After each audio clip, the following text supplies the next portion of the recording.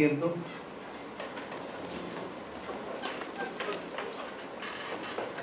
Con la interpretación de los signos, pasamos a las palabras de instalación. En primer lugar, invito al doctor Francisco Cruz Manchena, miembro de la Junta Directiva del Colegio de Abogados de Costa Rica.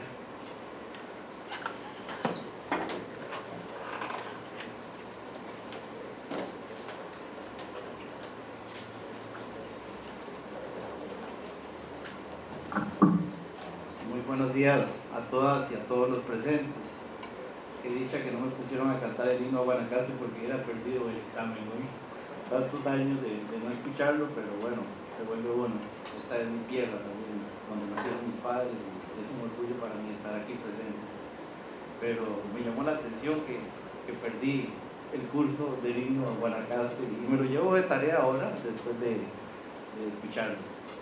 Bueno, de parte del Colegio de Abogados y Abogadas de Costa Rica, darles la más cordial bienvenida a este simposio y quiero dar un saludo caluroso a los organizadores y organizadoras de este simposio, especialmente al licenciado Célimo Fuentes Vargas, para quien ya, bueno, solicito un aplauso porque ha hecho un gran esfuerzo por que este evento sea realidad y verdaderamente está trabajando duro por la academia en la provincia de Guanacaste y a nivel costarricense también.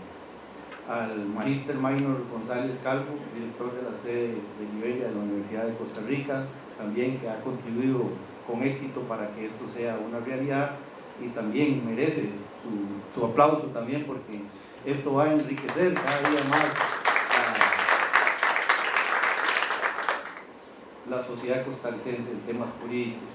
A los expositores y expositoras internacionales que nos acompañan hoy, agradecerles también su presencia y decirles que Costa Rica es su país y ahora Guanacaste es su tierra también. Los recibimos con los brazos abiertos y también les damos un generoso aplauso porque tuvieron que trasladarse desde sus tierras para estar hoy aquí con nosotros. Al cuerpo estudiantil que se suma y participa en las iniciativas de sus aportes fresco, vital, inteligente y que probablemente aquí vamos a tener los futuros jueces, magistrados y algunos que otros políticos, diputados y por qué no un presidente de la República, porque así la historia lo ha dictado en materia jurídica. Muchos abogados y abogadas, inclusive la única presidenta es abogada, entonces puede ser que aquí tengamos una alta autoridad a un futuro costarricense. A todas y todos, un saludo cordial de parte de la Junta Directiva del Colegio de Abogados y Abogadas, que siempre va a apoyar este tipo de eventos y también es parte del objetivo y el fin principal para lo cual se creó el Colegio de Abogados y Abogadas de Costa Rica. Como conjunto de normas que regulan el proceso judicial, el derecho procesal se convierte en un instrumento clave para la administración de la justicia y es determinante para la relación jurídica que establece entre el juzgador, las partes y las personas intervinientes. Como instrumento, su finalidad es la de supervisar a los individuos involucrados en los procedimientos judiciales y organizar los tribunales que se encargan de impartir justicia. Como dice el doctor Mario Casaino Vitero, incluye aquellas normas que han sido establecidas con el fin de garantizar la convivencia social para una paz social. Como Colegio de Abogados y Abogadas de Costa Rica, es siempre nuestro objetivo favorecer la reflexión de estos y otros temas claves que tienen un impacto absolutamente trascendental en la vida de nuestra ciudadanía y nuestra sociedad como un todo. Por lo mismo, este simposio reviste una importancia indiscutible. En este fin de semana se discutirán aquí una gran diversidad de temas que tocarán desde la relación entre el proceso civil y los derechos humanos hasta la intervención de las telecomunicaciones en la investigación del delito.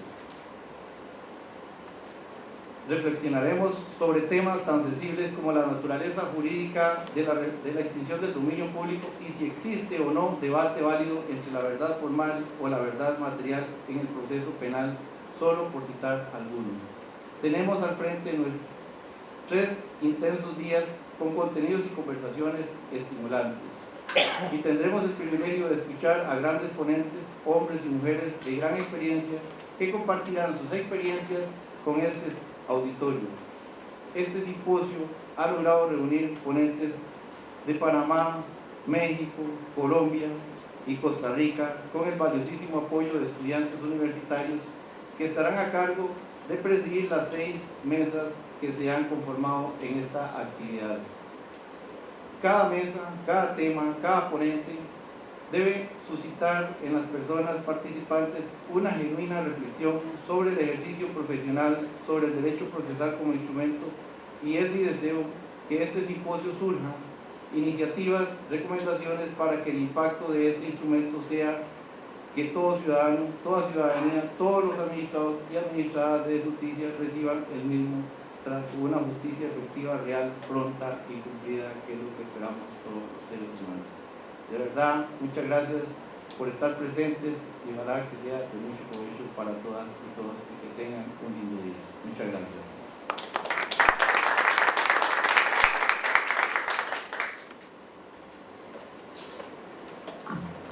Fueron las palabras del doctor Francisco Cruz Marchena, miembro de la Junta Directiva del Colegio de Abogados de Costa Rica.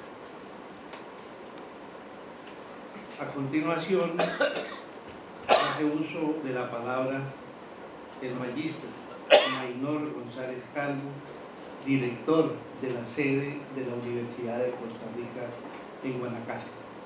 De verdad, personalmente me alegra que usted nos esté acompañando en este acto de instalación. El realce académico, el realce administrativo y el realce institucional es muy grande y necesitamos que la universidad sea cada día más grande. Bienvenido. Un aplauso.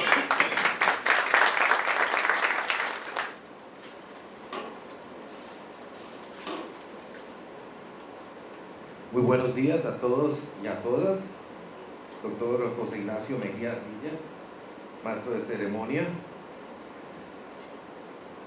Magíster Francisco Cruz Marchena, miembro de la Junta Directiva del Colegio de Abogados de Costa Rica.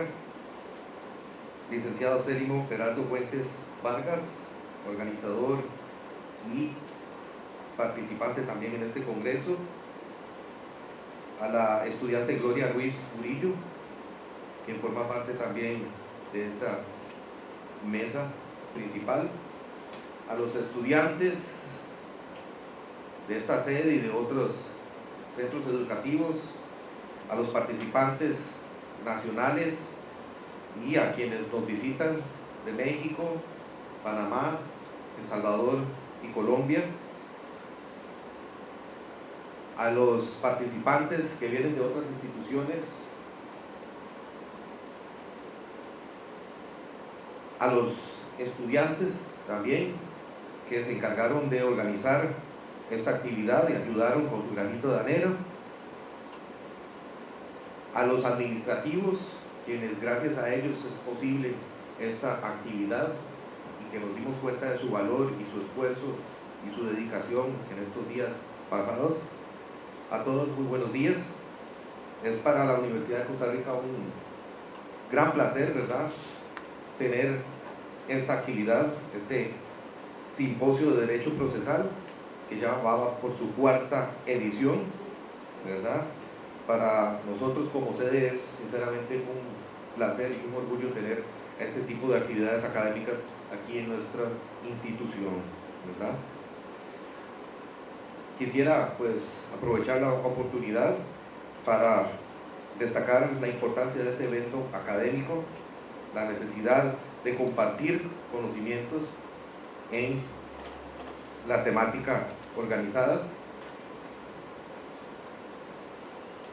Como universidad es importante, ¿verdad?, no solamente la transmisión del conocimiento, sino la necesidad de dinamizar este conocimiento en las distintas sociedades.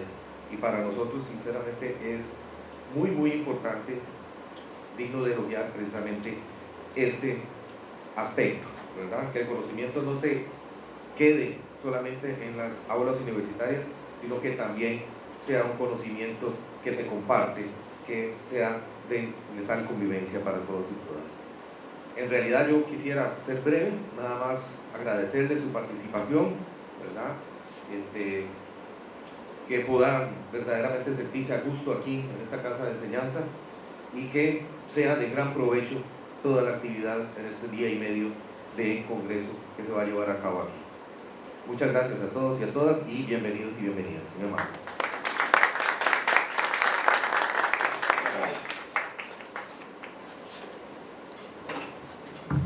Fueron las palabras del señor director de la Universidad de Costa Rica, sede de Guanacaste. A continuación, le vamos a quitar una carga, le vamos a limpiar el espíritu, le vamos a limpiar el temblor, le vamos a controlar la ansiedad al licenciado Celi, que estaba latente en este momento para él dar inicio a un trabajo que cosechó. La siembra está buena, licenciado Celimo. Bienvenido al micrófono y el auditorio es suyo. Un aplauso para el licenciado.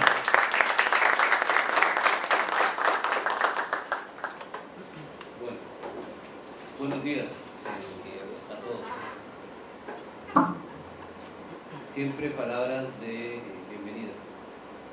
Bienvenida a faltan estudiantes, se van a ir integrando. Estamos en periodo de exámenes, entonces eso significa que estamos un poquito dispersos, pero se van a ir integrando. Bienvenida a los estudiantes. Los pongo de primero, no porque los demás sean menos importantes, sino que es por ellos que nosotros hacemos esta actividad. Bienvenida a los expositores internacionales y nacionales.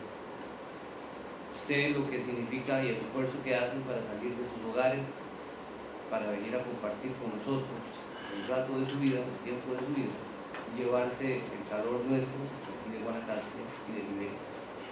Bienvenidos también los expositores nacionales.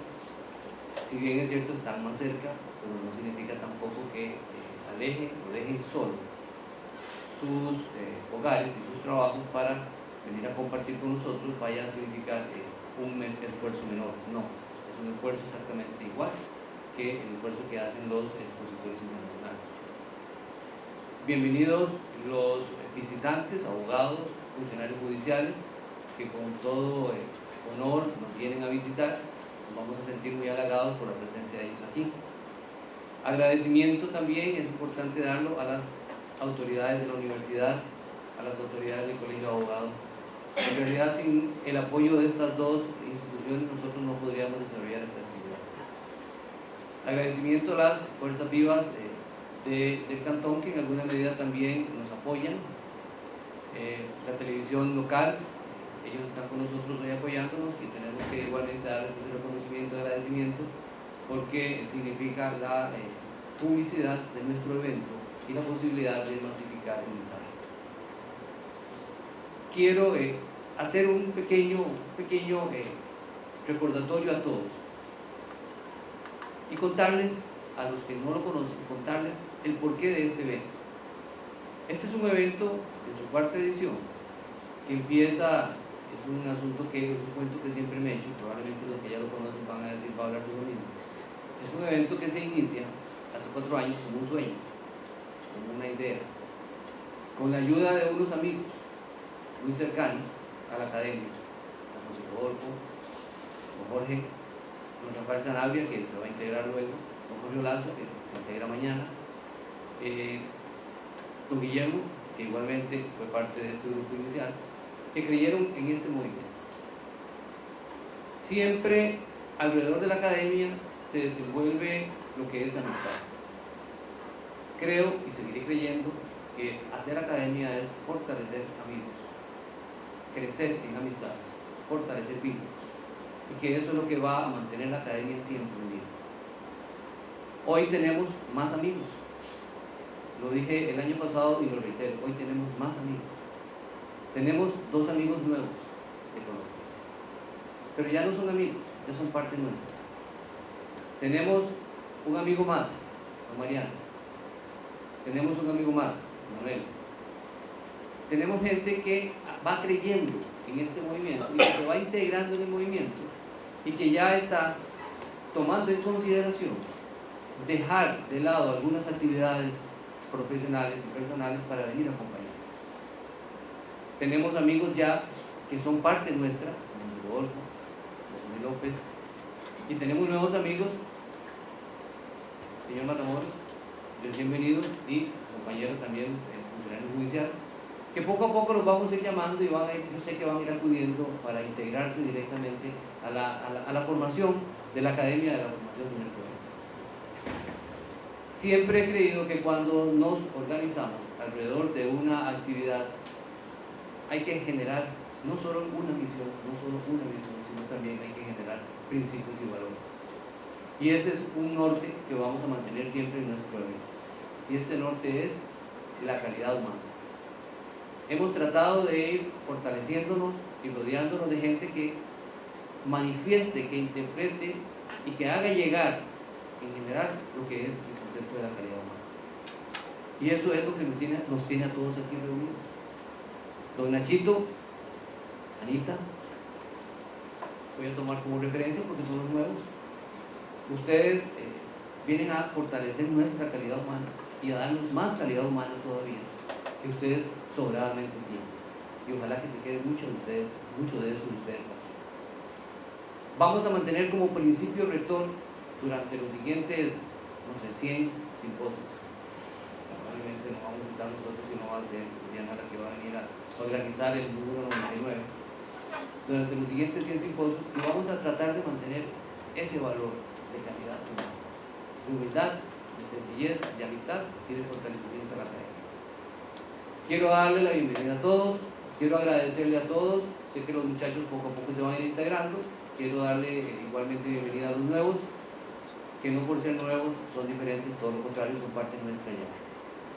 Un agradecimiento a todos, un aplauso a ustedes, porque estos eventos no se pueden hacer si no es con la presencia de ustedes, y tenerlos en cuenta, pedirles que nos apunten en sus agendas, porque para el próximo, creo que cae 12, 13 y 14 de noviembre del año 2020, esperamos estar de nuevo aquí, abriendo, generando la apertura de la academia y fortaleciendo amistades. Muchas gracias a todos y espero que disfrutemos de las ponencias que con tanto esfuerzo y con tanto cariño los expositores vienen a mostrar. Gracias y bienvenidos a todos.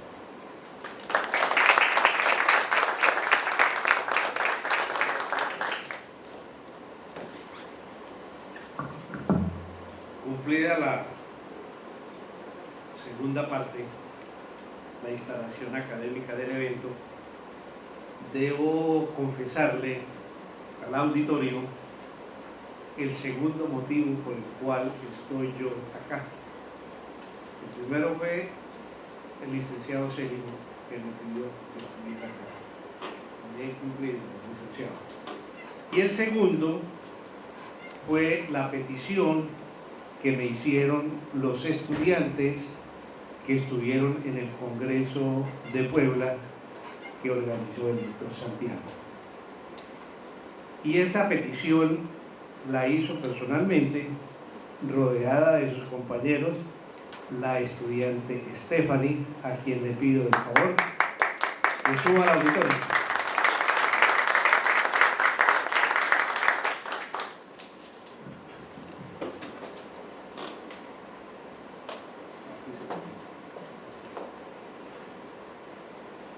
Ella y sus compañeros en Puebla estaban admirados, motivados, no hallaban qué hacer con el maestro de ceremonias, que querían aprender de lo que yo estaba haciendo, que querían ellos perfeccionarse para ser maestros de ceremonia en su universidad, que por favor no los dejara solos. Aquí estoy al lado tuyo. Gracias. Y quien la va a dejar sola aquí en el día de hoy soy yo, porque en la maestría de ceremonias no tiene literatura particular, no tiene libros de tratados. La maestría de ceremonias es un arte, un oficio que se aprende con la práctica. No por tener buena voz se puede ser maestro de ceremonias, no por ser tartajo no se puede ser maestro de ceremonias. Esas condiciones físicas se superan. El miedo se supera, el miedo se rompe. Veo que las manos le están sudando. No, tranquila, ustedes frías. Tranquila que aquí nadie las va a regañar. Nadie les va a decir, bájese de ahí. Y si alguien le dice que se baje de ahí es porque se le cayó un lapicero y quiere que tú te lo recojas. Simplemente. Hay que tener presente 3 elementos. Una cosa es el maestro de ceremonias en un evento académico, donde lo que se respeta y vale es la academia y el auditorio. Cuando yo me paro aquí, el responsable del desarrollo del programa soy yo. Yo tengo que estar atento a lo que pasa allá, lo que pasa acá, estar atento con los expositores, con los oradores, todo bajo mi control, tener muy buen temperamento, aprender a sonreír desde la distancia, y quienes somos ciegos, pues si hay niñas bonitas no le puedo uno picar el ojo porque no las ve. Entonces esa es una limitación. 2, el presentador es una persona que cumple un papel totalmente distinto al maestro de ceremonia. El presentador es el de un noticiero que se sienta en una mesa como esa, le colocan una pantalla como esta al frente y él va leyendo lo que sale en el monitor, y al final de los 5 o 10 minutos dice: señores, muchas gracias, buenas noches. No tiene ninguna participación, ninguna responsabilidad, salvo la de leer bien. Y tercero, el animador. El animador es la persona que se para frente a un auditorio en una tarima y empezamos a arengar, a motivar, a echar vivas, a presentar a la gente de una manera totalmente distinta de lo que la hacemos en un recinto académico, en un recinto social de cierta categoría, porque no todos los eventos sociales requieren maestro de ceremonia, requieren un presentador, porque el libreto está preformateado. Entonces, con esa instrucción, ya más o menos la veo más tranquila, tiene una cara sonriente, démosle un aplauso, démosle la confianza para que esté tranquila. Y vamos a empezar con la primera ponencia, la primera mesa de trabajo. Entonces, le invito a los señores de la mesa directiva a que ocupen su puesto en el auditorio, y en la mesa queda como presidenta la señorita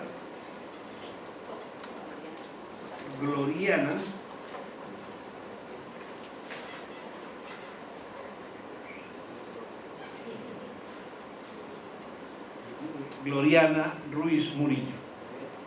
Entonces, usted en coordinación con ella, y ahorita yo me retiro y me siento allá. Y en la primera fase hace la presentación de la primera mesa del tema de la prueba digital. Este es su programa y nosotros la escuchamos y la recibimos con un aplauso. Ahora sí.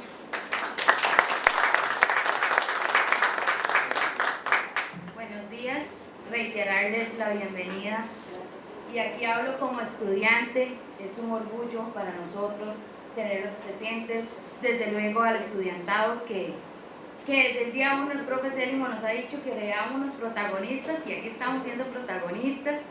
Bienvenidos desde luego a los profesionales de Liberia, a los extranjeros. Es un gusto para nosotros tenerlos aquí y aprender de verdaderos monstruos del derecho, dicen entre ellos. Entonces, bienvenidos, siéntense en casa, cualquier cosa estamos para servirles. Y vamos a presentar la primera mesa de ponencias. Quiero que le demos un aplauso al doctor Guillermo Arce Arias, que nos viene a proponer una ponencia sobre la prueba digital. Entonces le damos un fuerte aplauso.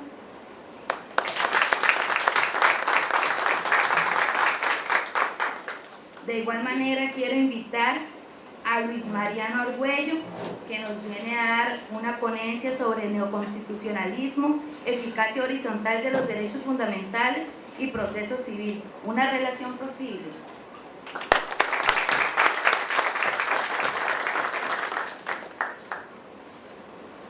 Le doy el pase a la compañera Gloriana para que nos dé un poquito sobre la hoja de vida de nuestros exponentes de la primera mesa. Buenos días, tengan todos. Me complace presentar a los expositores de la primera mesa de este simposio. Les doy la bienvenida y les invito a que realmente disfrutemos porque son dos temas muy interesantes.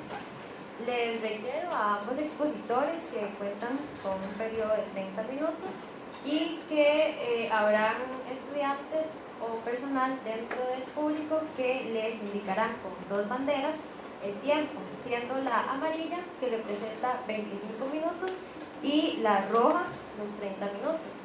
También se le indica al auditorio que se abrirá un espacio de preguntas de 10 minutos al finalizar ambas ponencias y las preguntas se recibirán escritas.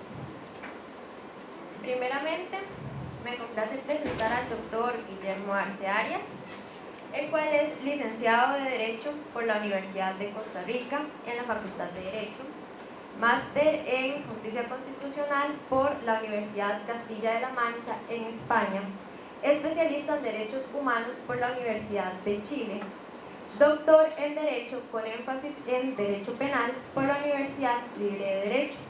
También es formador acreditado por la Universidad Internacional de Florida, Estados Unidos de América, en la materia de crimen organizado.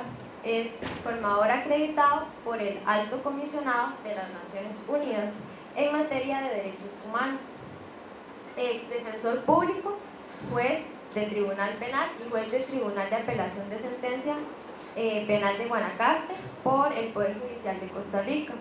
Es docente en la Universidad Libre de Derecho en los cursos de Derecho Penal General, Derecho Penal Especial y Derecho Procesal Penal. Profesor en la Universidad de Costa Rica en el curso de Derecho Constitucional, profesor del programa de énfasis en formación de jueces y derechos humanos de la Universidad de Costa Rica, docente en la Escuela Judicial en Derecho Procesal Penal y el programa básico de formación policial del Organismo de Investigación Judicial de Costa Rica. Es ponente internacional en temas de acceso a la justicia y crimen organizado. El tema será la prueba digital. Muchas gracias, Gloriana. Y buenos días a todos y todas.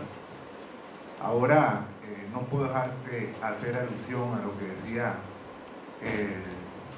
nuestro maestro de ceremonia, el ilustre don José Ignacio Mejía, y que también hizo alusión don Célimo y los que también lo acompañaron en la mesa principal, acerca de la presencia de los estudiantes.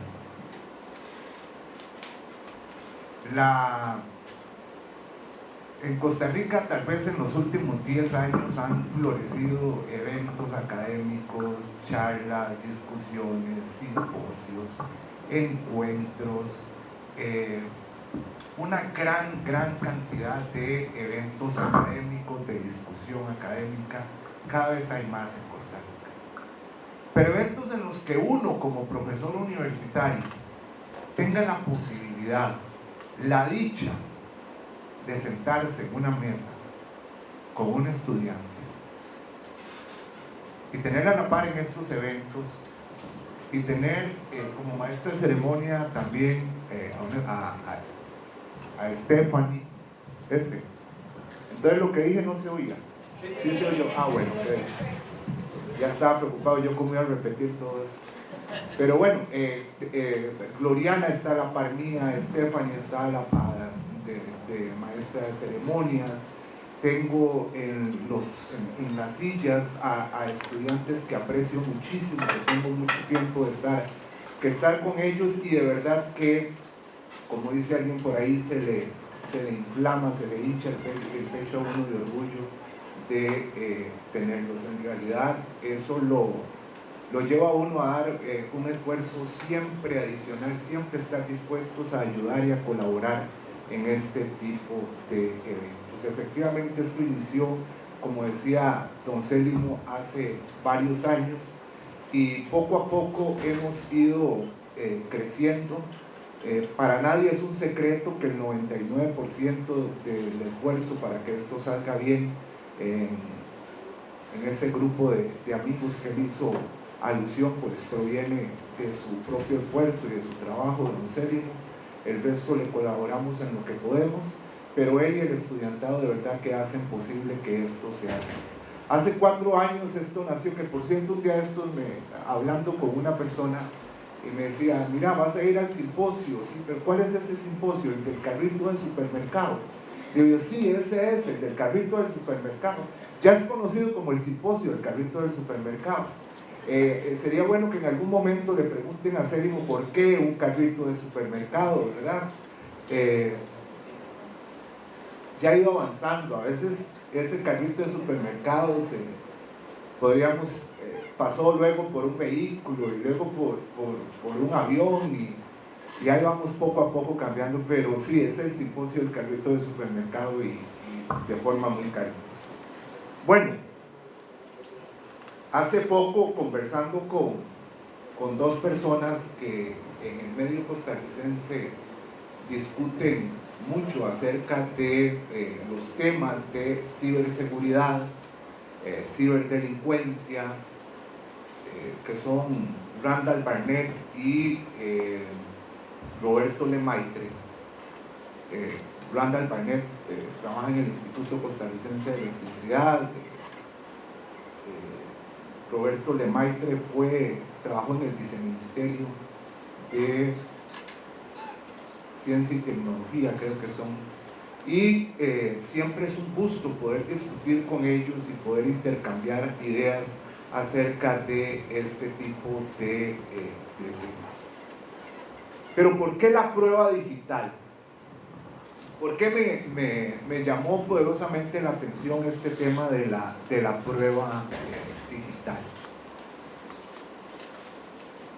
Porque porque existe, porque se utiliza, porque aparece en los expedientes judiciales, y voy a hacer alusión exclusivamente al área en la que me desempeño, que es derecho penal. Pero creo que todavía no hemos entendido de lo que se trata la prueba digital. Tenemos años de años discutiendo, hablando, enfrentando los diferentes medios de prueba, la obtención de esa prueba, la cadena de custodia, y somos capaces en cualquier proceso, como defensores, como fiscales, como jueces, apenas vemos un expediente, voy a poner un ejemplo de tráfico de drogas, inmediatamente nos vamos a los dictámenes periciales como defensores, como fiscales, como jueces, y empezamos a seguir ese rastro, empezamos a seguir esa cadena, a ver cuánto fue lo que se decomisó, cuánto fue lo que se embaló, quién lo llevó, quién lo trasladó, a dónde estuvo, en qué momento llegó al laboratorio de ciencias forenses, quién abrió el paquete, cómo venía ese paquete, cuánto pesó. Algo casi automático que nos hemos prestado a hacer. Porque nuestra experiencia se centra en la prueba física. Se recibe una huella igual, el levantamiento de un fluido biológico igual, el levantamiento de una muestra de sangre, nos cuestionamos y vamos siguiendo. Y lo primero que nos preguntamos es, bueno, será lo mismo, pero ¿qué pasa con la prueba digital? ¿Qué pasa cuando en un expediente lo que hay es que se realizó una investigación y que se accesó en algún lugar de la nube donde hay un archivo de unas fotos de pornografía infantil, o hay unas fotos de alguna otra persona, o hay cierto tipo de información? ¿Y cómo nos cuestionamos nosotros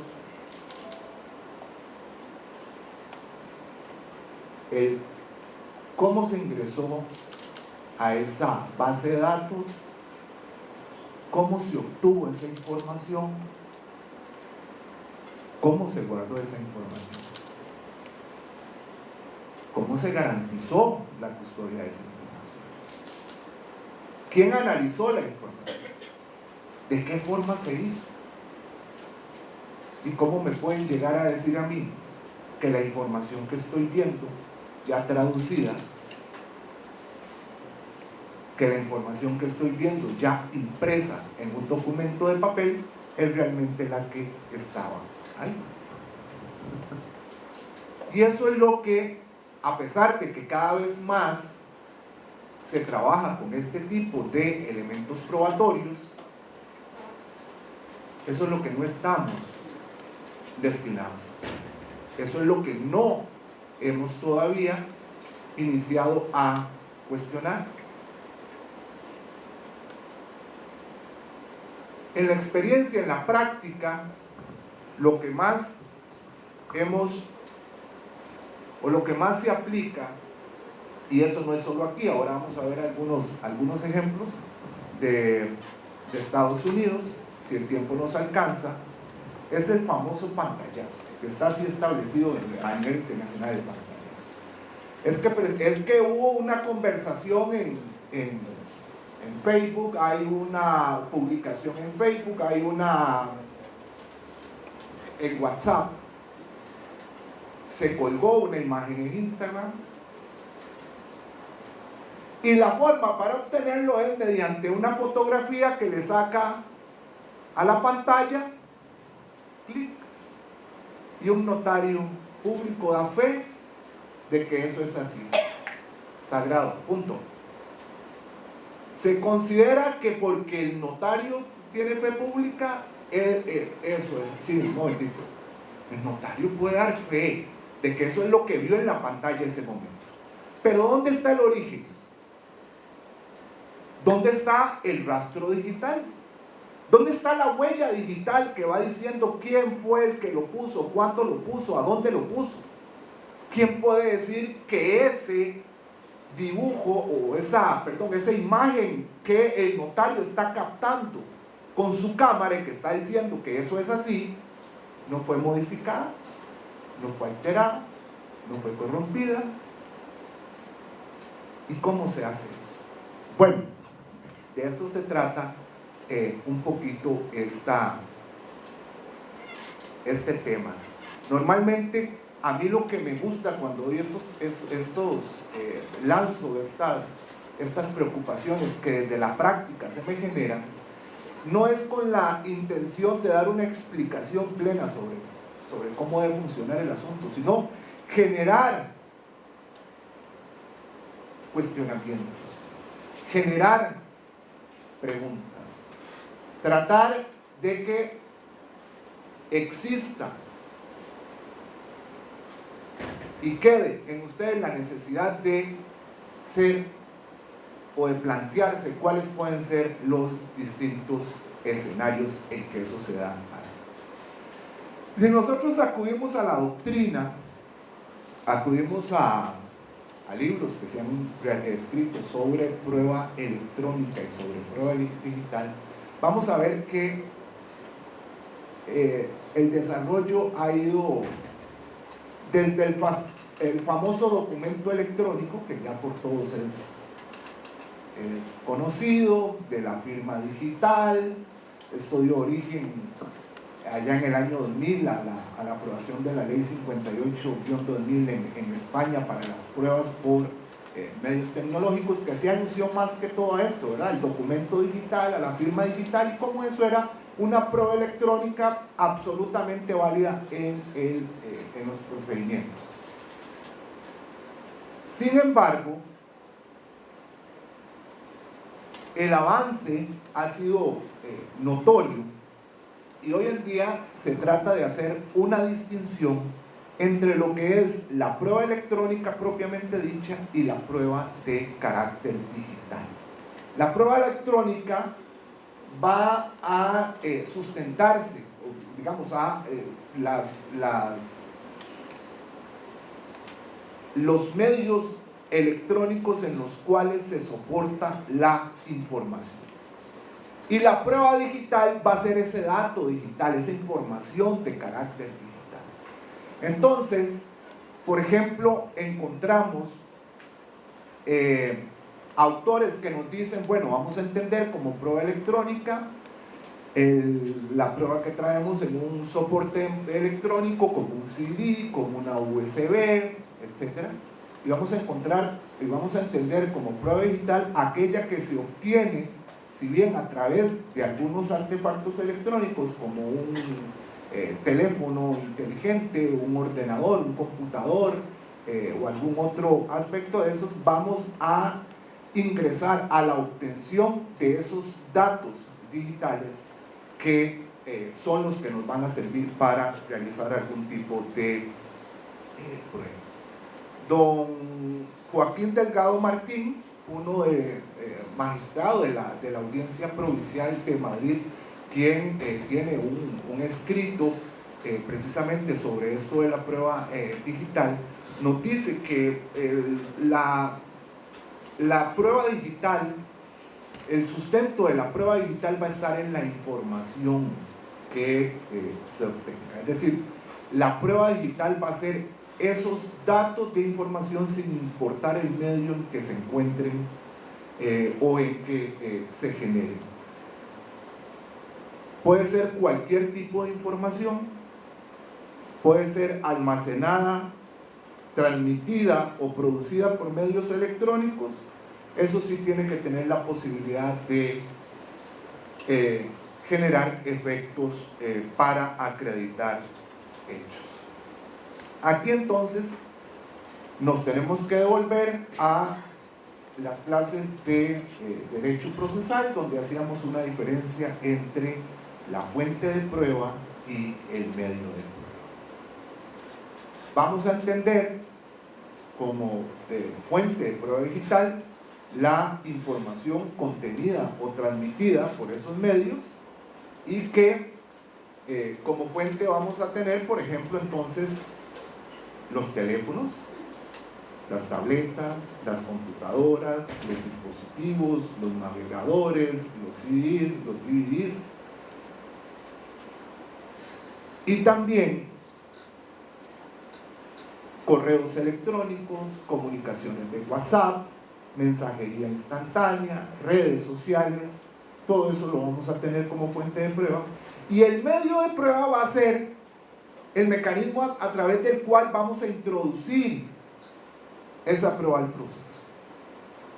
Normalmente se va a hacer de manera documental o también de manera pericial, que es como se ingresa.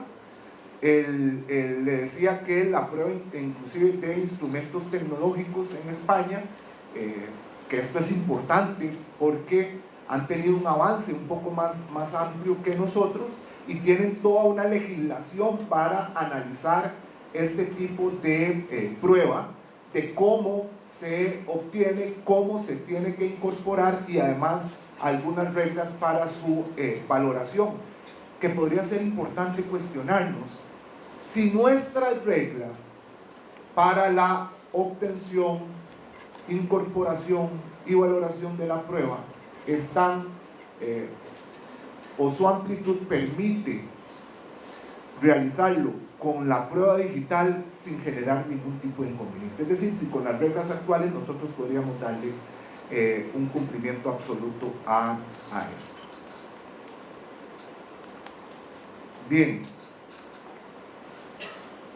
hay otra diferencia previa que me parece importante que debemos hacer, y aquí me voy a valer de gracias. Sí, yo quería ese, pero es que ya vi que está empezado.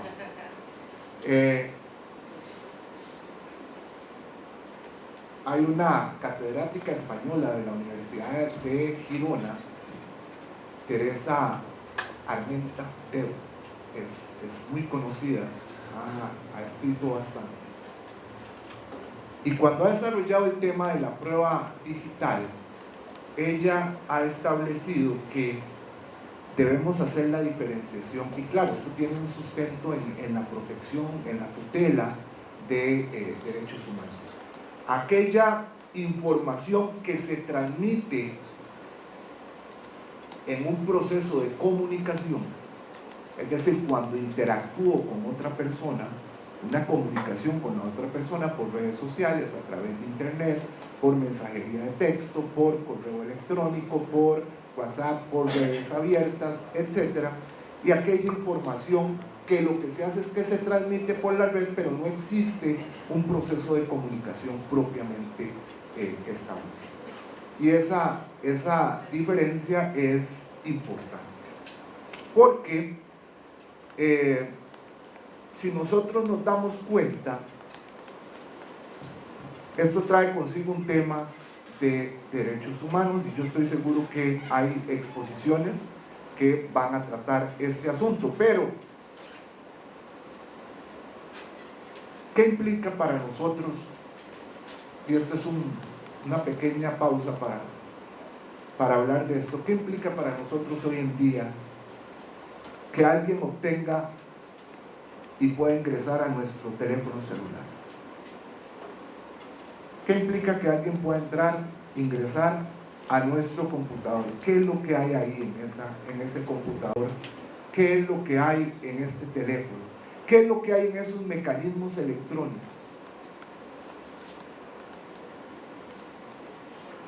Los dispositivos electrónicos, como este teléfono, como nuestro computador, son una prolongación artificial de nuestra memoria y de nuestro ser. Si alguien ingresara a mi vivienda encontraría muchas cosas, pero le costaría definir muchos aspectos de cómo soy.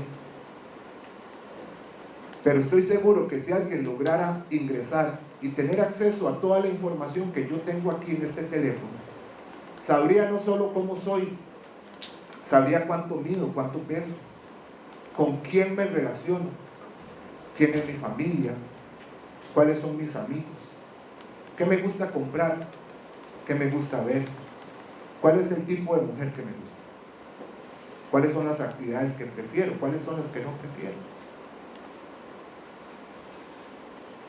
Con solo ingresar a este teléfono. Hay algunos que encontrarán muchísimas más cosas, pero si logran ingresar a nuestro teléfono, en esos aparatitos electrónicos encontrarán toda nuestra información, porque es el mecanismo a través del cual nos permite llegar a esa información. Antes entonces sentíamos temor cuando alguien generaba una violación de domicilio. Uy, alguien va a entrar a mi casa. Pero yo me levanto de aquí y dejo el teléfono ahí, inmediatamente regreso, ¿verdad? ¿Por qué? Porque siento el temor de que alguien coja el teléfono y vea lo que tengo. Y hay gente que entonces le pone bloqueo visual, y ya cuando ve el rostro se abre y entonces entra otra clave que hay que hacerle un dibujo. Y cuando se levanta esa clave hay que darle otra clave, que es una serie de números, y así que levanta esa clave hay que dar. ¿Por qué? Porque hoy en día nos preocupa más que entren a nuestro teléfono celular, a nuestro dispositivo electrónico, que entren a nuestra vivienda. Porque el sistema ha cambiado.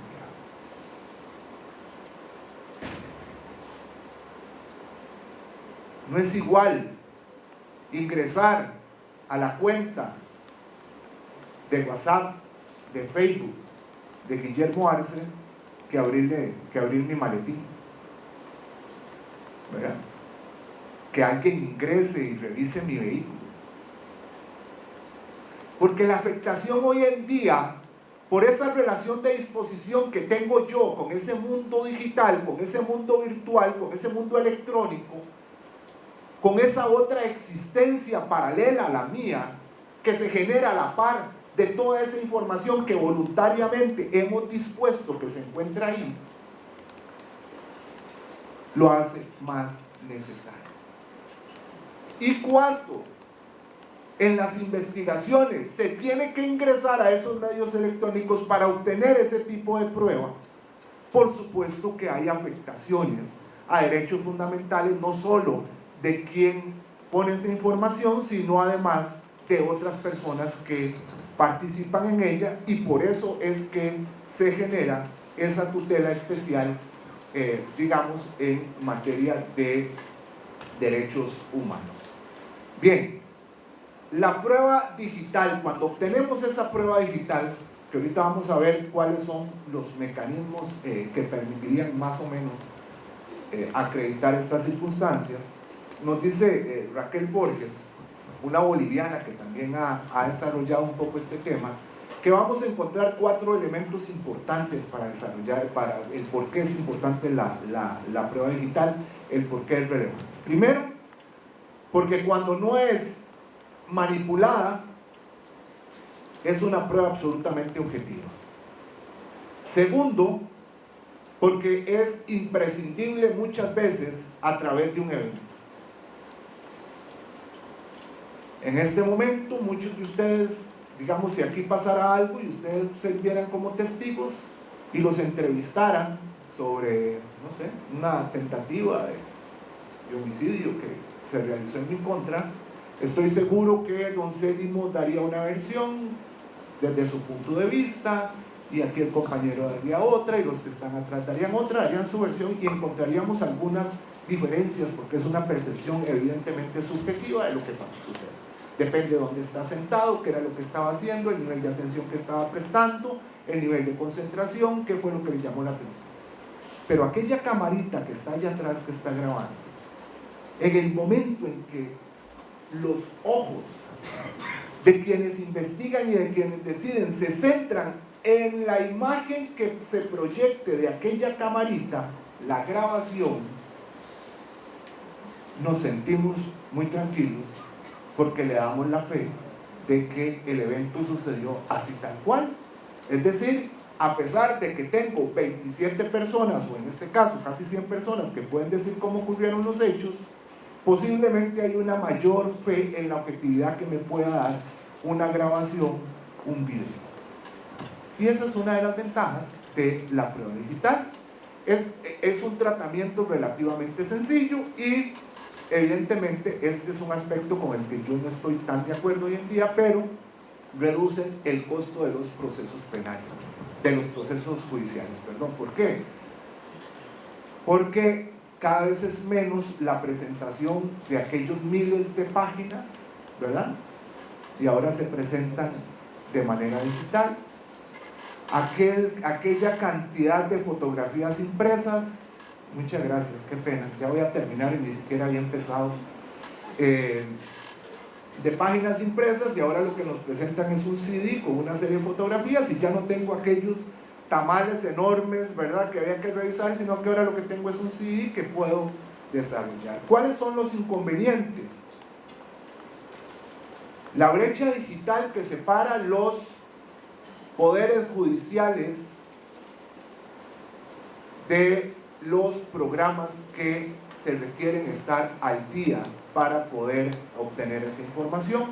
Entre el avance tecnológico que se vive y los programas tecnológicos que adquieren los poderes judiciales, hay una brecha que todavía no se ha podido cerrar, hay una complejidad técnica en la materia, ¿verdad?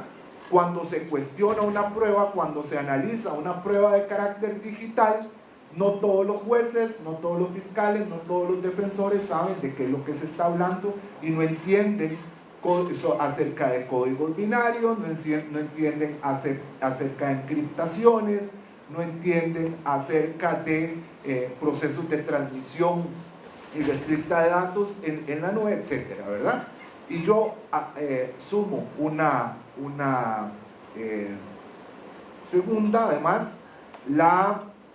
una tercera, perdón, que es y esto sí es un problema, que es la facilidad, vamos a llamarlo así, la facilidad de manipular, de corromper y de lograr la infidelidad de la prueba. Sí, ahora las pruebas digitales podemos tener acceso de forma muy fácil, pero también de forma muy fácil esas pruebas digitales se pueden manipular, esas pruebas digitales se pueden corromper, esas pruebas digitales pueden ser objeto de infidelidad. Y ni siquiera se requiere que físicamente se esté ahí.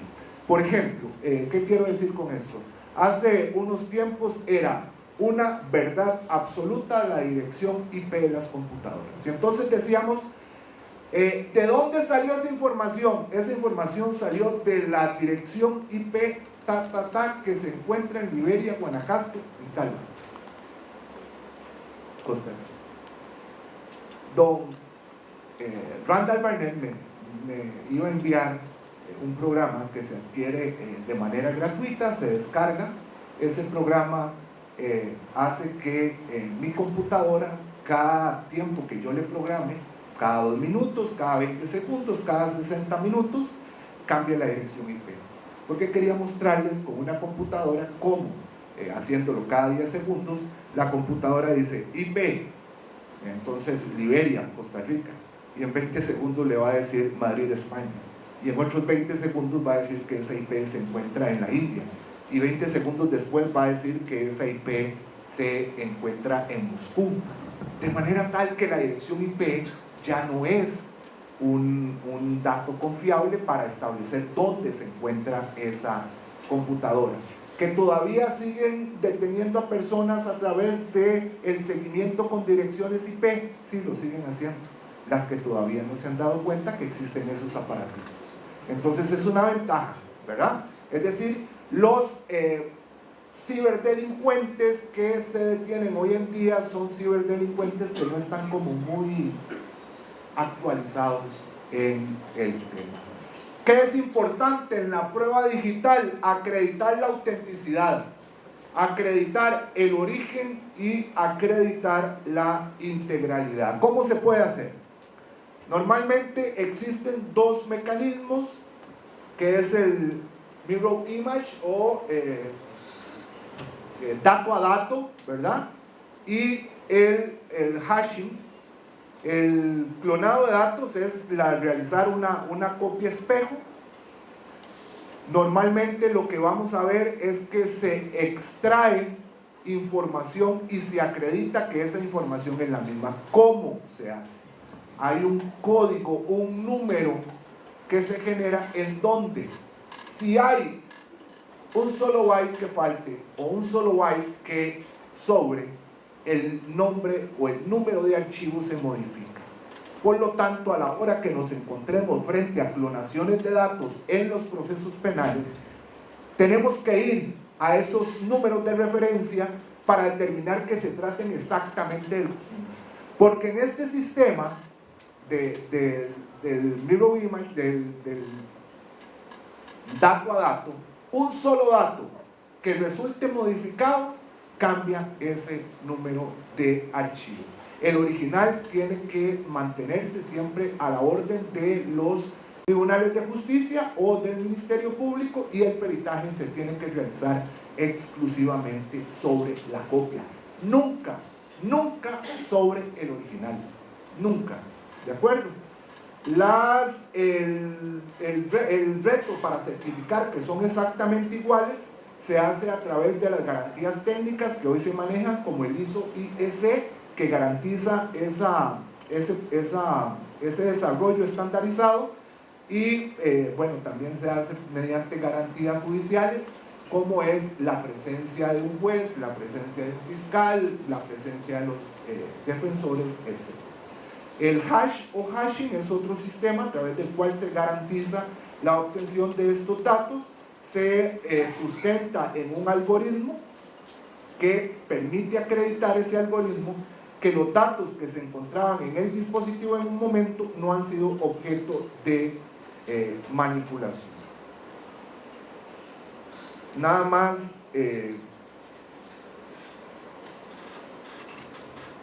no me han levantado la banderita. 2. Bueno, empieza el ejercicio de discriminación, ¿verdad?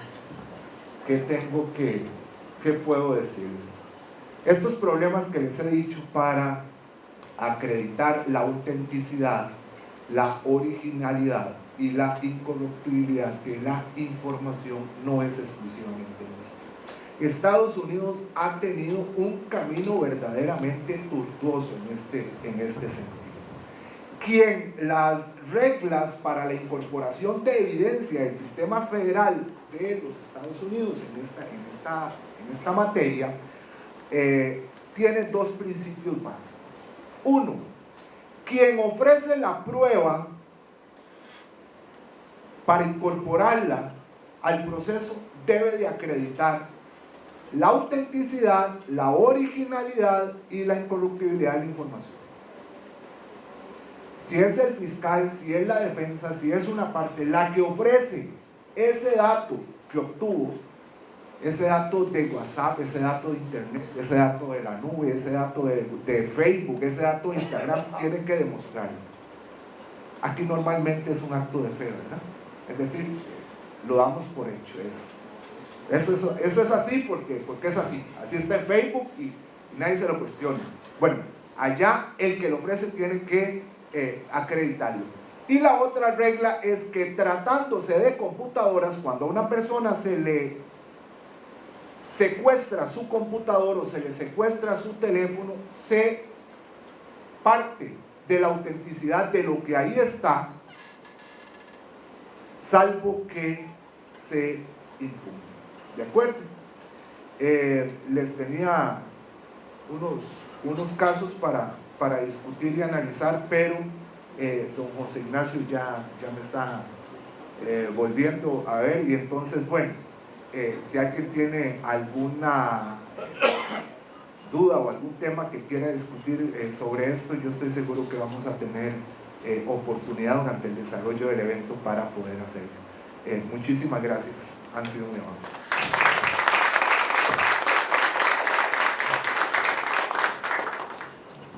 Muchas gracias al doctor Guillermo Arce Arias por su presentación. A continuación tendremos la ponencia del doctor Luis Mariano Argüello Rojas. Él es doctor en Derecho Constitucional por la Universidad Estatal a Distancia, especialista en Derecho Notarial y Registral por la Universidad de Costa Rica, becario por el Poder Judicial en la Maestría de Administración de Justicia de la Universidad Nacional, medalla de honor en el sistema de posgrados de la Universidad de Costa Rica, profesor universitario de la Universidad de Costa Rica en la sede de Occidente, con el tema Neoconstitucionalismo, eficacia horizontal de los derechos fundamentales y proceso civil. ¿Una relación posible? Bueno, muy buenos días a todas las personas aquí presentes. En primer lugar, dar un agradecimiento sincero a don Célimo por haberme invitado a este magno e importante evento. Bien, yo voy a tratar de ser muy conciso y enfocarme en el planteamiento de mi investigación que les vengo a presentar el día de hoy. Básicamente, mi presentación se va a dividir en 5 partes. En primer lugar, voy a trazar una introducción que se orienta a sentar una especie de marco teórico o estado de la cuestión de por qué es importante en el 2019 y en pleno siglo XXI hablar de neoconstitucionalismo y relacionarlo con el proceso civil costarricense. Posteriormente, en un segundo punto, me voy a centrar en indicar cuál es el origen y las características más elementales de la voz neoconstitucionalista. Posteriormente voy a adentrarme en lo que se conoce como la eficacia horizontal de los derechos fundamentales, que tiene como un nombre muy rimbombante, pero van a ver ustedes que realmente es un planteamiento muy sencillo. Y posteriormente, en un cuarto y último punto de mi presentación, voy a tratar de evidenciar desde mi humilde perspectiva algunos ejemplos, algunos institutos introducidos por la ley 9342, sea el Código Procesal Civil Costarricense, donde es dable establecer esa estrecha conexión entre constitucionalismo, derechos fundamentales, derechos humanos y proceso civil costarricense. Muy bien, entonces, la razón que justifica hablar sobre el neoconstitucionalismo no es una cuestión de moda o simple y llanamente traer al escenario costarricense doctrinas de forma indiscriminada desarrolladas en el derecho comparado. Por el contrario, lo que realmente justifica hablar de esta tendencia teórica y o doctrinaria, si se quiere llamar así, es simple y llanamente una necesidad. Una necesidad en virtud de ciertos cambios sociales, económicos, políticos y culturales que se están presentando en nuestras sociedades y que obviamente también impactan en el mismo ADN de la ciencia jurídica. Es importante indicar que ciertas categorías decimonónicas o incluso romanísticas que se utilizaban para sentar los institutos elementales del derecho privado no resultan del todo idóneas para abordar los nuevos problemas, las nuevas situaciones conflictivas que se están presentando en nuestra actualidad. Piénsese a modo de ejemplo en cómo vamos desde el punto de vista del derecho privado y el derecho procesal a cuestionar o abordar ciertos problemas, como la responsabilidad civil que se genera por accidentes producidos por automóviles autónomos, los intereses superindividuales, que en la tarde don Jorge nos va a hablar de esa temática, la responsabilidad civil generada por un sujeto indeterminado del grupo, el daño genético, el daño existencial, los aspectos asociados con las obtenciones vegetales. Es decir, el derecho está cambiando, el proceso está cambiando y por supuesto que entonces necesitamos buscar nuevos marcos teóricos que nos ayuden a comprender ese cambio. Como si lo anterior fuera poco, lo cierto del caso es que la Constitución, la visión tradicional de entender el derecho de la Constitución ha cambiado. ¿Por qué? Porque no estamos en presencia ya de aquella visión tradicional donde los derechos humanos, los derechos fundamentales se predicaban en esa relación vertical entre el administrado versus Estado. En el día de hoy, en el 2019, algunos sujetos de derecho privado, las transnacionales, los sistemas financieros alcanzan incluso más poder que los propios estados. Y precisamente eso es una situación que nos debe llamar la atención para nosotros comenzar a preguntarnos cómo vamos a tratar ese tipo de conflictos, ese tipo de relaciones jurídicas que se están presentando en nuestra realidad. Entonces, realmente los autores, los teóricos del neoconstitucionalismo indican que la noción o el modelo tradicional de constitución política está cambiando. La forma de entender y de predicar el estudio de los derechos fundamentales está cambiando. Y por supuesto que si la constitución política está cambiando, que es el alfa y omega del ordenamiento jurídico, pues algunas de estas ramas y algunas de esas formas de instrumentalizar los derechos fundamentales también tienen que cambiar. Y precisamente esto es, digamos, como el aspecto introductorio que justifica hablar sobre el neoconstitucionalismo. Muy bien, ¿de dónde proviene la voz neoconstitucionalista? El autor español Luis Prieto Sanchís nos viene a indicar que esta tendencia comenzó a surgir luego de la Segunda Guerra Mundial, en virtud de varios aspectos. En primer lugar, comenzamos a producir en la palestra nuevos modelos de constitución. La Constitución Política Italiana de 1947, la Ley Fundamental de Bonn de 1949, la Constitución Política Portuguesa de 1976, la Constitución Política Española de 1978, la Constitución Colombiana de 1991, antes la Constitución Política de Brasil de 1988, la Reforma Argentina de 1994, Constitución ecuatoriana y bolivariana del 2008 y el 2009. ¿Qué es lo importante? Que estas nuevas constituciones que comienzan a generarse luego de la Segunda Guerra Mundial son bastante distintas de aquellas constituciones tradicionales, de aquellas constituciones político-liberales que, por ejemplo, surgieron con la Declaración de los Derechos del Hombre y del Ciudadano, la Constitución francesa luego de la Revolución de 1789. ¿Por qué? Porque en estos nuevos modelos de constitución no se van a limitar única y exclusivamente a establecer unos derechos ahí políticos liberales de primera generación y unas cuantas normitas a nivel orgánico. No, estas nuevas constituciones tienen un reconocimiento heterogéneo de diversos derechos fundamentales. De allí que un autor italiano, Paolo Comanducci, establece que en este nuevo perfil del constitucionalismo realmente la limitación al poder público pasa a un segundo plano. ¿Por qué? Porque lo que es realmente primigenio, lo que es angular, es el reconocimiento de los derechos fundamentales. Derechos fundamentales que, como vamos a ver más adelante, únicamente no resultan predicables frente al Estado, sino frente al resto de conciudadanos. Muy bien. Obviamente, el neoconstitucionalismo no se va a quedar en una propuesta ingenua y pensar que basta con limitarse a establecer literalmente derechos fundamentales para que la realidad cambie. No.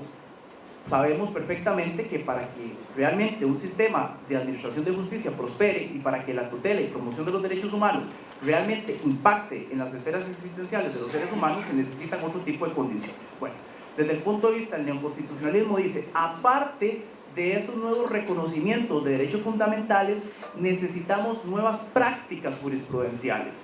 Ya tenemos que alejarnos de aquel pensamiento positivista a nivel jurídico, ya tenemos que alejarnos de aquellos mecanismos de subsunción y por el contrario, tenemos que presentar nuevas técnicas interpretativas, argumentativas y enjuiciadoras. y aquí entonces entran en juego aspectos como la ponderación, la proporcionalidad, la razonabilidad, el principio pro persona, la eficacia horizontal de los derechos fundamentales, el efecto expansivo de los derechos fundamentales y también la fuerza normativa plena y total de la Constitución política en todas las ramas del ordenamiento jurídico. Aparte de lo anterior, bajo la voz neoconstitucionalista, entonces únicamente no vamos a tener nuevos modelos de constitución, le vamos a sumar nuevas técnicas a nivel de la forma de entender y aplicar el derecho, y también vamos a tener una nueva dimensión de los estudios jurídicos. Y aquí esto es lo que cita el autor Luigi Ferrajoli, que no importa solo a los penalistas, sino que también a los civilistas nos interesa mucho lo que nos dice Luigi Ferrajoli, que indica que la doctrina, el papel de los juristas, el papel de los estudiantes, tiene que convertirse en una metagarantía. Es decir, no podemos limitarnos a contemplar únicamente el status quo vigente. En el neoconstitucionalismo, el papel de la academia es un papel proactivo, que no se limite entonces meramente a describir el ordenamiento jurídico como si fuera un cuadro de una galería, sino a realmente contribuir a la superación de un estado de cosas, siempre teniendo como norte el alfa y omega de cualquier construcción teórica, que es la persona humana. Muy bien, entonces, básicamente, bajo esos tres enfoques es que se recoge lo que vamos a entender por neoconstitucionalismo. Ahora bien, sentado lo anterior, vamos a hablar de uno de esos puntos del neoconstitucionalismo, que es la eficacia horizontal de los derechos fundamentales, que allí es donde, desde mi humilde parecer, se puede sentar esa estrecha conexión de esta corriente teórica con el derecho privado en general y con el proceso civil en lo particular.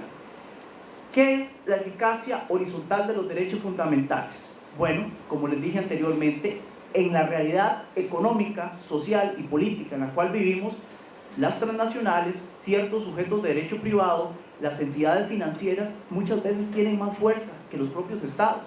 Pensemos en Google, pensemos en Amazon, pensemos en ciertas transnacionales, y por supuesto estas pueden generar afectaciones tremendas hacia los derechos humanos y fundamentales de los ciudadanos. Entonces, la forma de entender estos no puede ya radicar únicamente en ser exigibles frente a los estados, sino que también tienen que ser exigibles, defendibles y tutelables entre las relaciones entre sujetos de derecho privado. Esto ha sido desarrollado por la jurisprudencia alemana en el fallo Lut, también por la Corte Constitucional Italiana, y ya se habla con toda propiedad en España y también en otras nociones de Latinoamérica. Nos dice también la eficacia horizontal de los derechos fundamentales que importa establecer la relación entre constitucionalismo y derecho privado. ¿Cuáles han sido esas tres grandes etapas? Aquí utilizo al profesor Luis Roberto Barroso, profesor titular de la Universidad de Río de Janeiro de Brasil, que sintetiza de la siguiente forma. Hay una primera etapa en la cual tenemos la constitución política y es un mundo distanciado del derecho privado. El Código Civil es la constitución política del derecho privado patrimonial y no se establece ningún tipo de conexión. Luego, con el advenimiento del Estado social, comienza a generarse una publicidad, digamos, un impacto de ciertas nociones del derecho público en el derecho privado, por ejemplo, a nivel de los contratos. Y entonces pensemos aquí en las nociones arquetípicas de la ley de arrendamientos o la ley de protección al consumidor. Pero no nos podemos quedar allí, tenemos ahora sí que lograr, y esto no solamente un dicho, hay que pasar al hecho, una verdadera constitucionalización del derecho privado, que tiene como consigna, ayer los códigos, hoy las constituciones, el vencimiento de Grecia sobre Roma, donde toda esa filosofía de los derechos humanos y los derechos fundamentales impactan ahora sí de forma directa los institutos medulares, los derechos reales, la contratación, la misma autonomía de la voluntad y por supuesto, si el proceso civil es instrumental de ese derecho de fondo, al mismo proceso en el cual se hacen posibles esta tipología de conflictos de derecho privado. Muy bien, la eficacia horizontal de los derechos fundamentales, ¿cómo puede operar en un ordenamiento jurídico? Pueden ser de dos formas, que se comience a resaltar por la misma legislación o que de forma pretoriana los tribunales constitucionales o los mismos tribunales ordinarios comiencen a ser valederos estos derechos fundamentales. Recordemos que acá en Costa Rica, por ejemplo, tenemos un mecanismo que pienso yo, no ha sido tal vez muy aprovechado y mucho menos estudiado como lo es el recurso de amparo contra sujetos de derecho privado, que precisamente está diseñado en la Ley de Jurisdicción Constitucional. Pero cuando en la Sala Constitucional, que como sabemos todos los aquí presentes y para nuestros invitados internacionales, nuestro Tribunal Constitucional tiene una línea muy ambivalente, a veces sí, a veces no, e incluso en los últimos años ha tenido como una especie de retirada de ciertas temáticas. Cuando los mecanismos en la Sala Constitucional no resultan idóneos, las partes tienen que acudir ¿dónde? Ante el juez civil, ante un tribunal colegiado civil, y estos precisamente tienen que tomar en cuenta estas nociones de derechos humanos, de derechos constitucionales que impactan en estos institutos para realmente hacerlos valederos, porque si no, estamos dándole la espalda a las exigencias de nuestro tiempo. Muy bien, en términos simples, a nivel teórico, a nivel doctrinal, se ha debatido si esta eficacia tiene que ser una eficacia inmediata, es decir, si los derechos fundamentales son exigibles como derechos subjetivos por parte de los ciudadanos, o si es una eficacia inmediata, es decir, que tienen que mediar la intervención de un órgano judicial o de un órgano legislativo. Yo pienso que al fin de cuentas estas discusiones sobre el grado de la eficacia horizontal de los derechos fundamentales son discusiones muy importantes a nivel teórico, a nivel académico, pero pueden quedar al fin de cuentas para el trabajo en las aulas. El kit del asunto pasa porque de una u otra manera estos derechos humanos y estos derechos fundamentales impacten en el derecho privado, impacten en las relaciones de consumo, impacten en la forma de entender el ejercicio de la propiedad privada, los derechos reales, las mismas obligaciones. Repito, si la Constitución cambió, si los derechos humanos comenzaron a llegar a nuestros ordenamientos jurídicos, no podemos quedarnos en una visión del siglo XVIII para leer e interpretar el derecho privado. Dicho lo anterior, entonces hemos abordado básicamente cuál es el origen, las características elementales del neoconstitucionalismo, hemos sentado los aspectos más básicos de la eficacia horizontal de los derechos fundamentales y ahora, para traer un poco de esperanza, voy a evidenciarles algunos institutos del Código Procesal Civil, teniendo en cuenta que precisamente la temática de este seminario es el derecho procesal como instrumento, donde se pueden hacer valederos este marco teórico.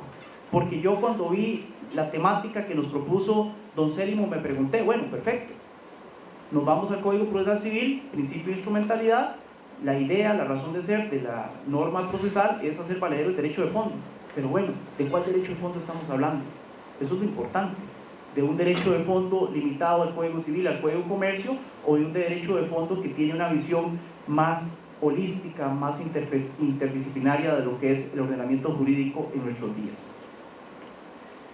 Primera forma en la cual yo veo que se puede establecer esta conexión: más principios que reglas.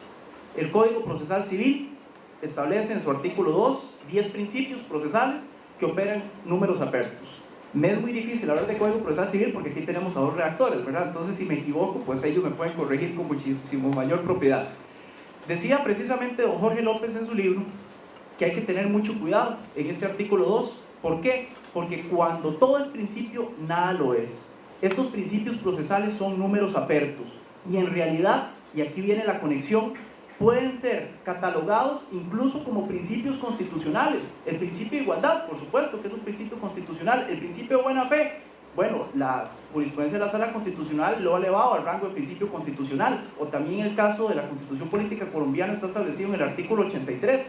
Y aquellos que no se encuentran un reconocimiento expreso en la Constitución Política también son principios integrantes del debido proceso. Basta recordar aquella famosa jurisprudencia de la Sala Constitucional de Costa Rica, redactada por don Rodolfo Piza Escalante, voto 1590, 1739-92, donde se desarrollaron los principios del debido proceso. Bueno, ahí están contemplados en el artículo 2 del Código Procesal Civil.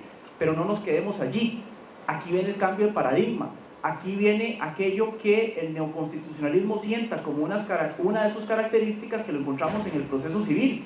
Ya la estructura de nuestro Código Procesal Civil no es reglamentista. Ya no, muchas veces no vamos a encontrar ciertos problemas procesales dispuestos en normas, en reglas, sino que vamos a tener que aplicar, y aquí viene el cambio de paradigma, de forma directa esos principios procesales. con la entrada en vigencia, con la implementación del Código Procesal Civil, en el trabajo diario, en nuestro trabajo forense, hemos visto que muchas veces algunos problemas procesales los resolvemos a punta de principios. Y precisamente ese es el cambio de paradigma. Estamos aplicando principios, pero también estamos aplicando entonces derecho constitucional, derechos fundamentales, porque esos principios se ven precisamente reflejados en los mismos. Por supuesto que aquí, digamos, estoy esquivando el debate doctrinal, si son principios jurídicos naturales, jurídicos técnicos. El profesor Andrés de la Oliva, profesor español, ampliamente ha disertado sobre esta temática, pero lo que quería evidenciar es en uno de los artículos del Código Procesal Civil cómo comienza a vislumbrarse ese cambio de perspectiva y realmente ese conecte con el neoconstitucionalismo.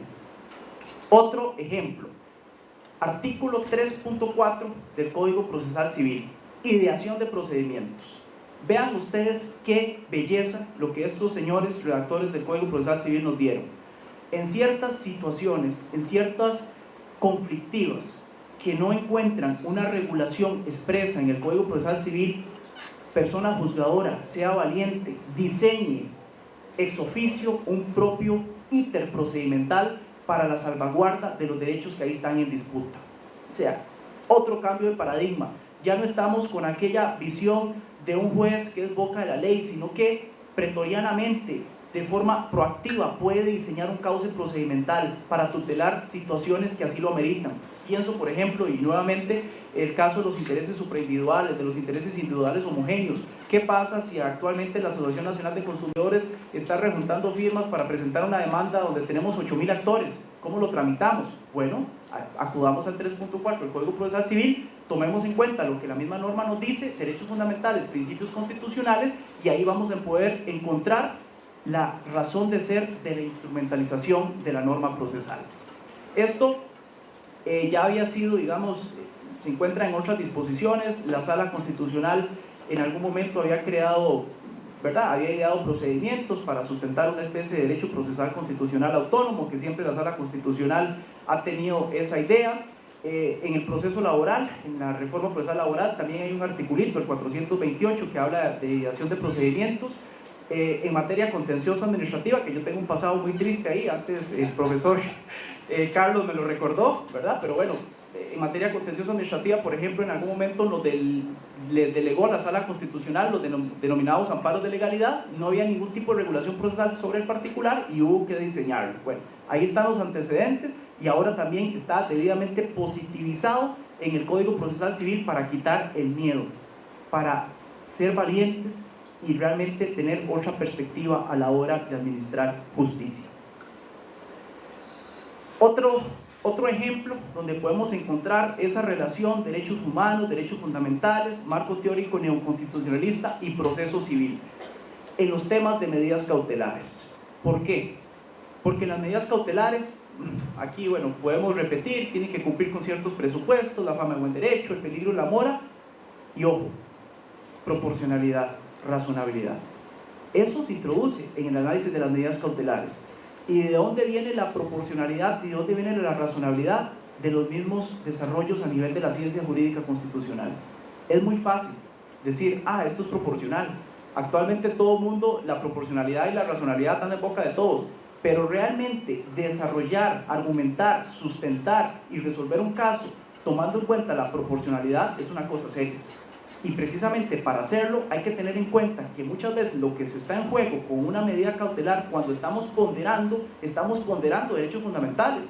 Cuando a un tribunal civil se le presenta una medida cautelar, por ejemplo, para que se habilite provisionalmente la entrada a una finca, en el fondo está ponderando, bueno, garantizo la libertad de empresa, garantizo el derecho fundamental de esta persona a tener un trabajo, pero también estoy sacrificando provisionalmente el derecho fundamental de propiedad privada. Entonces, siempre que analizamos estos cambios, hay que tomar en cuenta ese marco teórico que viene de atrás. Otra situación, y ya para ir terminando y ser absolutamente respetuosos del tiempo que se me fue otorgado, yo he ejemplificado otros dos escenarios donde podemos establecer esa conexión.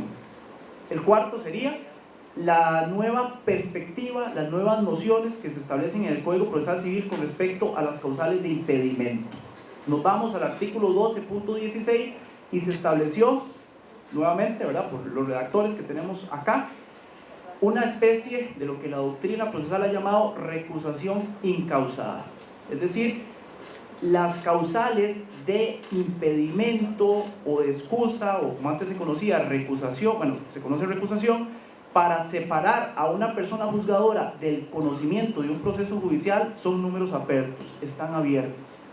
Y esto, hay que decirlo con toda naturalidad, no obedece a una innovación en el Código Procesal Civil. Simple y llanamente obedece a los lineamientos que había trazado la Corte Interamericana de los Derechos Humanos y la misma Sala Constitucional en el voto 1211 de 2006 y 2016 también. Entonces vemos nuevamente esos valores que están en el derecho de la Constitución de obtener a una persona juzgadora independiente, imparcial, que no sea parte, se ven reflejados perfectamente en esta nueva forma de entender la dinámica procesal. Muchos dirán, es que a mí lo que me gustaba es que antes encontraba seguridad, cualquier problemita encontraba una norma que me dijera la solución. El derecho ha cambiado, la ciencia jurídica ya no puede limitarse a esos ejercicios propios del positivismo, porque la realidad es muy conflictiva. La realidad, en palabras de un sociólogo, Simon Bauman, es una modernidad líquida, muy variable, y los esquemas jurídicos no pueden limitarse a pretender encapsular la realidad en formas rígidas, porque la realidad se mueve con mucha volatilidad. Por último, y ya para ir concluyendo, dos cositas más. Tenemos otro claro ejemplo en el impacto del constitucionalismo en el proceso civil, en la posibilidad de que el fundamento de una demanda única y exclusivamente se sustente ya no en el Código Civil, en el Código de Comercio, en una ley especial, sino de forma directa en la misma Constitución Política de Instrumentos Internacionales de Derechos Humanos. Esta posibilidad ha sido ampliamente defendida, por ejemplo, por el profesor italiano Guido Alpa, por el suramericano brasileño Guillermo Marinoni, ¿verdad?, que también han hecho algunas construcciones interesantes en esta nueva visión de entender el derecho civil, y desde mi punto de vista también con la estructura actual que se establece en el artículo 35.1 del Código Procesal Civil es totalmente factible sustentar jurídicamente el planteamiento de un proceso y resolver un conflicto única y exclusivamente aplicando derechos fundamentales y derechos humanos, que en todo caso siempre tienen que estar de forma primigenia para resolver el conflicto. En síntesis, y ya para establecer una conclusión, vemos cómo la doctrina moderna, los grandes pensadores, los grandes referentes del derecho comparado, Luigi Ferrajoli, Luis Pietro Sanchís, Ricardo Guastini, la tendencia doctrinaria a nivel mundial, a nivel europeo y a nivel sudamericano, habla de la necesidad de que cambiemos la forma clásica de estudiar el derecho, de visualizar el impacto que tiene en nuestra realidad imperante el capitalismo salvaje en la forma de predicar la tutela de los derechos fundamentales. Y esto no puede limitarse, no puede quedarse únicamente en el trabajo que realizan los tribunales constitucionales. La justicia ordinaria tiene que ser protagonista y partícipe en este nuevo enfoque de promover los derechos humanos y los derechos fundamentales. Y precisamente si la justicia ordinaria, si los jueces civiles, si los tribunales civiles quieren ser partícipes, tienen que realizar de forma correcta una lectura instrumental de la norma procesal. Repito, para dar aplicación al derecho de fondo, perfecto, pero ¿cuál derecho de fondo? Aquel derecho de fondo que se encuentra bañado y cobijado por los derechos humanos y por los derechos fundamentales. Y en eso logramos una actualización de aquellas visiones, a veces un poco ya superadas, que nos sirvieron de mucho en su momento. El Código Civil es un hermoso instrumento normativo, pero hay que actualizarlo. Hay que actualizarlo, y algunos países han optado por la vía de la reforma, como el caso del Código Civil y Comercial de la Nación Argentina del 2015, el Código Civil peruano en 1984, nosotros tenemos un Código Civil de 1888. Bueno, interpretémoslo sistemáticamente con estas nuevas nociones para lograr una sociedad más justa. Quiero culminar con una frase. La última vez que vine a Liberia había citado a Francesco Carnelutti, hoy voy a citar a Piero Calamandrei, para que ustedes vean que al fin de cuentas lo que yo estoy diciendo acá no es nada nuevo. Decía Piero Calamandrei: no se debe olvidar que para poder comprender la reforma del proceso civil en todo su alcance histórico, no basta ponerla en relación con la codificación del derecho sustancial, al cual el proceso deberá servir. Ahí está la instrumentalidad, y aquí nos aporta Calamandré, sino que además es necesario considerarlo en función del ordenamiento constitucional dentro del cual la Administración de Justicia se encuadra. Muchísimas gracias.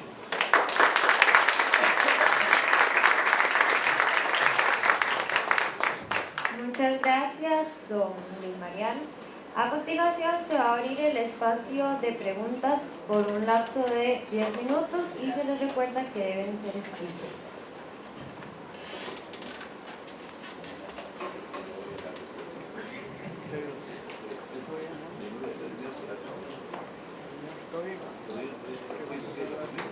El espacio de preguntas.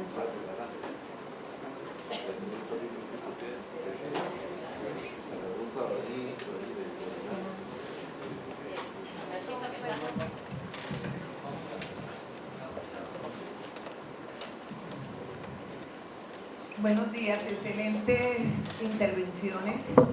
Hablar de la prueba digital y hacer referencia a usted, profesor, sobre el derecho procesal como instrumento o instrumentalización del proceso civil. Me parece magnífico, se complementa en lo que decía el profesor sobre la prueba digital, pues es la nueva tendencia en materia de documentos, la desmaterialización de los documentos, que es una realidad, creo que en todos los países latinoamericanos, pero me quiero referir solamente 1 minuto, 37 segundos en la intervención suya, porque realmente es una discusión sobre la instrumentalización del derecho procesal y por lo menos en lo que tiene que ver en Colombia, el artículo 228 de la Carta Política habla de la prevalencia del derecho sustancial sobre el derecho procesal.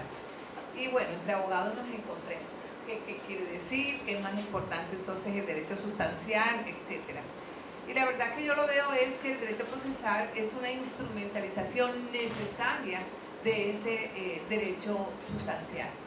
De nada nos vale tener el derecho si no lo podemos probar, y definitivamente el derecho procesal lo que permite es que se haga realidad ese derecho sustancial. Así que no hay que mirar, y me ha llamado poderosamente, profesor Célimo, el título del simposio, el derecho procesal como instrumento, y me sonreí porque uno de los puntos que siempre yo considero es, sí, claro, es un instrumento, pero es una instrumentación necesaria, no es que quiere decir que venga de baja monta, etcétera, porque antes se estaba hablando, por ejemplo, de un debido proceso legal, y con base en las constituciones políticas es un debido proceso constitucional. De ahí la conexión que usted muy ejemplarmente decía sobre el proceso, sobre la Constitución, y pienso hoy día que los jueces son jueces también constitucionalistas, o sea, por encima del procedimiento es un juez constitucional. Solamente quería hacer esa observación. Muchas gracias.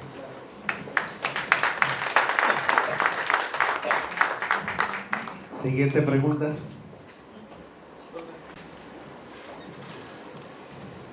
Buenos días, Luis Mariano.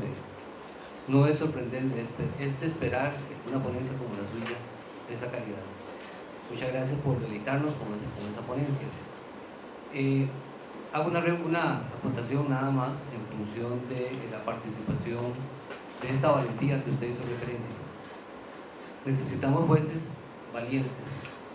Necesitamos jueces que realmente se atrevan, pero también necesitamos un sistema que entienda esa ruptura de paradigma. De nada nos sirve un juez valiente, me da la impresión que usted es un juez valiente. Es probable que si yo me hubiera quedado en la judicatura, me hubieran quemado por hereje, seguro, porque pensaba de una forma muy semejante a la suya. No solo es la valentía del funcionario, sino también el entendimiento general de esa necesidad del cambio, de la adecuación y de la traída de los derechos fundamentales y del derecho convencional a través de la tutela difusa hacia la integración plena de nuestro derecho positivo sustancial. El tema del derecho procesal como instrumento tiene un mensaje insidioso, y me parece que usted lo captó. De eso se trata, y me parece que Anita también lo captó. De eso se trata, de entender cuál es la importancia del derecho procesal no solo como instrumento, como un instrumento que me lleve. Y vamos a hablar sobre el carrito. Vamos a hablar sobre ese vehículo porque vamos a sacar un momento, Guillermo, para hablar sobre el simposio del carrito, para dar una explicación filosófica de por qué la existencia de un carrito ahí. Será, tal vez mañana puede ser. Pero no solo es eso, sino es entender cómo vamos a integrar precisamente todos los derechos y las normas fundamentales y el derecho convencional a la presencia de un derecho procesal que nos permita una proactividad en la solución de los conflictos. Pero para eso, Luis Mariano, necesitamos jueces como usted, valientes y atrevidos. Y ahí estaremos dándole el apoyo. Decimos que al amigo se le va a enterrar y se le entierra desde afuera, pero yo creo que yo me enterraría con usted. Así es que muchas gracias por deleitarnos con esa exposición.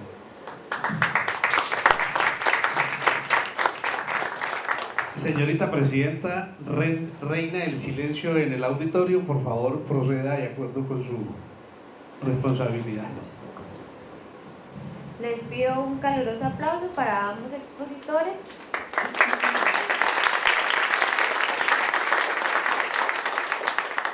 Y a continuación procedo a entregarle el reconocimiento al doctor Guillermo Arce Arias por su participación. Un aplauso.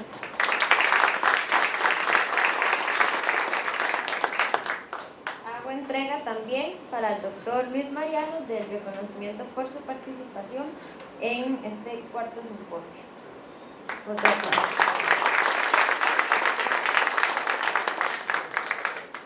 Y así da por finalizada las ponencias de la primera mesa. Muchas gracias.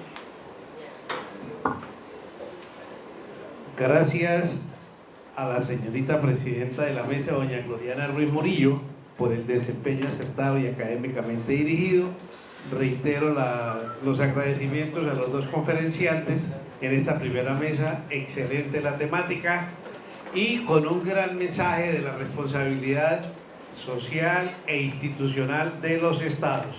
La berraquera no es con la lengua, la berraquera es con el trabajo, con el conocimiento y con la armonía institucional de los países.